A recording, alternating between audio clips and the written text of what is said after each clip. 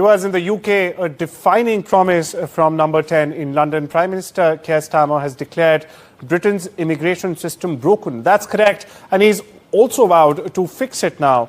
In a sweeping reform plan to be unveiled in Parliament, Labour proposes doubling the wait for settlement to 10 years, raising English test standards for all visa applicants, and for the first time, in fact, their adult dependents as well.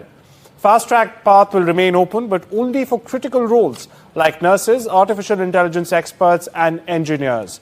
Critics, meanwhile, warn this could split families. Supporters say it's long overdue. But with net migration still topping 700,000 viewers, the pressure is on, and the pressure is on Keir Starmer.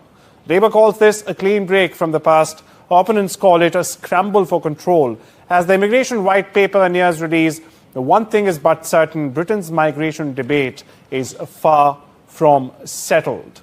And for more on this story, Sanam Arora, the founder and chairperson of the National Indian Students and Alumni Union, joins us straight from Ground Zero in London. Thank you so much for taking out the time, Sanam, and I hope you're able to hear us well now.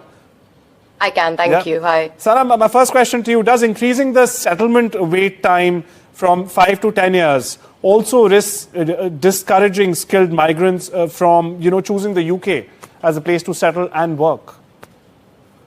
I think overall, yes. Any change to the existing, any change that makes things harder is, of course, going to set a precedence that things are not as easy as they used to be. And therefore, those who are the best and the brightest talent will think about what is the best offer to me on the whole. And so certainly that doubling of indefinite leave status will impact many, especially from India. But I do think that overall, in the long scheme of things, it's not necessarily a bad thing.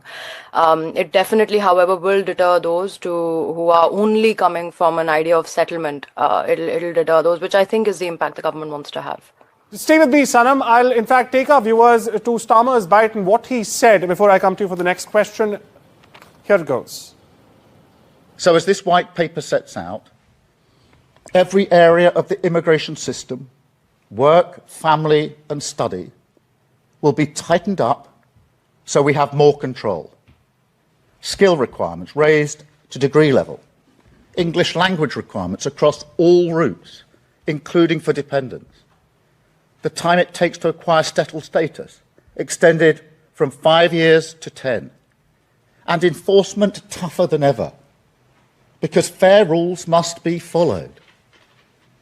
Now, make no mistake, this plan means migration will fall. That's a promise.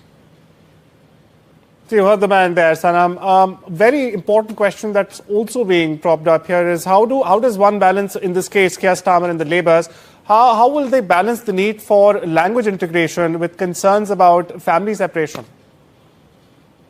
Look, I think what they're saying ultimately is a fair ask. If you are coming to the United Kingdom, you ought to be able to speak the language and speak it so that you can actually integrate properly with your communities, with the country, and actually contribute more effectively, which is ultimately the angle at which the current Labour government is coming from, is that immigration should work for the UK and therefore contribute to the UK.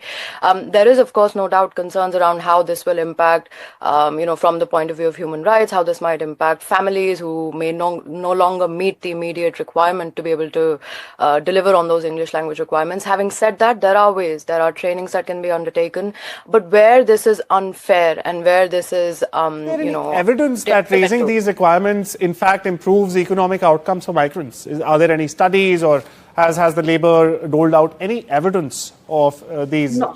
No, they haven't? I haven't seen evidence being doled out yet. In fact, there are a number of different modelings and statistical scenario forecasts that would have gone into the design of the whole immigration white paper, which we continue to await the details of. I haven't necessarily seen anything immediate that jumps to mind. Okay. Said that, I do think that speaking English, writing English, ultimately it's a necessary basic requirement to be able to do many of those jobs better and be able to integrate economically better. But we await details of the statistical models behind those.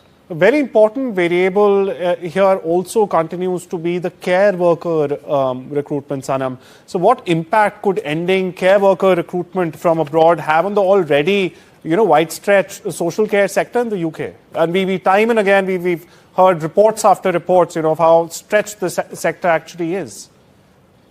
I think this is one where the impact is going to be quite significant, quite immediate, and quite worrying, in fact, from the point of view of how will we ensure that the care sector, which, as you correctly said, is already quite overburdened, how are we going to now ensure that from within the current pool of labor that's available, how do we get that right amount and the right quality of skilled labor available to be able to do those very, very technically skilled but also emotionally compassionate jobs, which not everyone has. So that is something that, we remain to see. The government's of the view that of the current pool that's available in the UK, that with the appropriate training, the right number can be determined. But I think all sector stakeholders, particularly from the nursing side and on the overall care economy side, have raised massive concerns around this.